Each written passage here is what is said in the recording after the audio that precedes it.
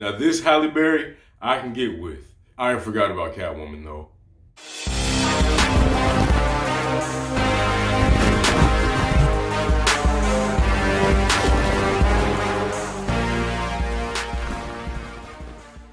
What's going on, guys? Welcome back to the Silver Site. Today I'm going to be reviewing John Wick Chapter 3, Parabellum. One of the better movies of 2019 so far.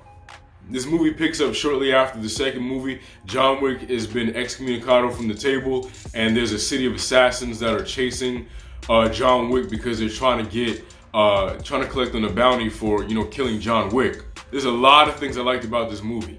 The action sequences, the fight choreography, stunts, the kills, the pacing, Halle Berry. And I'll be the first one to admit, when I found out she was going to be a part of this movie, and they were possibly integrating her into this franchise, I was kind of like, oh God, Halle Berry, her non-acting ass, but she did great. Shut me all the way up. I don't know. Halle Berry might have just redeemed herself for Catwoman. The action sequences, the fighting sequences were brilliantly choreographed. I didn't really feel like the moves in this movie were repetitive. I felt like everything felt fresh, everything felt real, authentic, organic as far as the movements and the way they were fighting each other. This movie has a lot of creative kills. I haven't really seen this many separate creative kills since probably maybe the first Kill Bill movie. But what I liked about John Wick Chapter 3 is I felt like every single kill was unique, it was different, it was creative. It was two kills that really stuck out to me. I'm not gonna give them away because I feel like if I tell you what they were, you're gonna be looking for it, and I want you to be just as surprised and impressed as I was when I first saw these two kills. But there were two kills that really stood out to me that just made me go, well, me and everybody else in the theater just be like, damn. I really was impressed by just the fight choreography and the action sequences in this movie. Another thing I felt like they nailed in this movie was the pacing. A lot of it was very fast paced. It was very go, go, go. Like, you felt the danger he was in. It was a different setting for, each and every fight scene, which kind of made it feel like a video game, when you're playing story mode and you move to the next stage and you win that, you move to the next stage. That's kind of what it felt like, and I liked it. It was a weird comparison, I know, but another thing I enjoyed were the dogs in this movie. They were climbing walls, they were biting nuts off, killing people.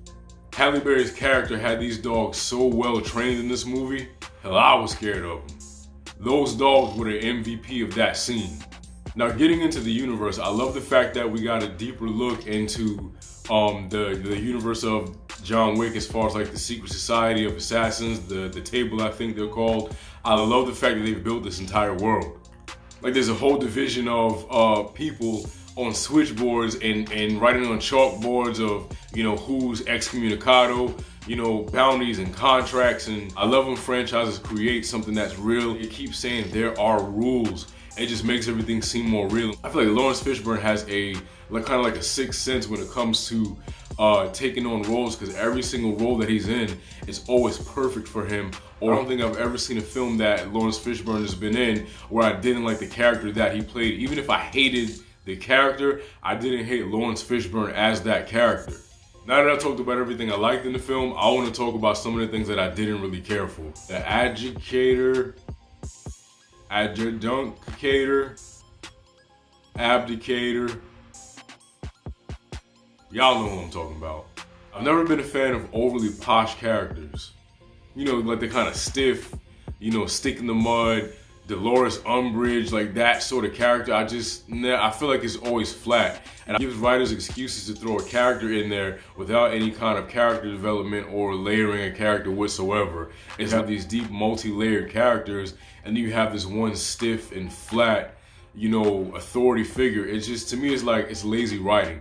Even not to say that she didn't do a good job of what she was given or how the character was written. One other thing I didn't really care for in this film was the comedy towards the end.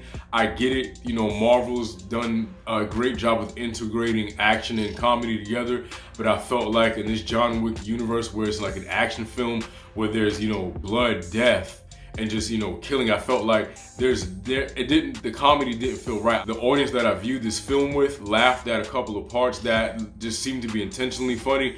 And for me, it was like, this film didn't need it. It felt unnecessary and felt uncalled for. And I really wish they hadn't gone that route with it, because such a mystique and such a mist over this universe and it's very serious. And I felt like to throw that in just kind of just made me like, nah, they didn't have to throw that in there. Overall thoughts and opinions on John Wick Chapter 3 Parabellum is that you need to go see this movie. I feel like it's definitely worth a view in theaters. It's definitely worth for you to go buy on DVD, Blu-ray, stream it. It's something that you can watch a couple times. The kills are amazing. The universe, the lore behind everything is great.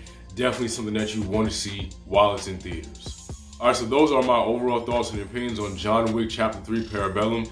If you liked the movie, let me know what you thought about it down below. Also, I want to know what were your favorite moments from the movie. What are some of your favorite kills? That you like this video and you want to see more, don't forget to subscribe. Also, while you're at it, go ahead and tap that like button and share this video with your friends. Later days.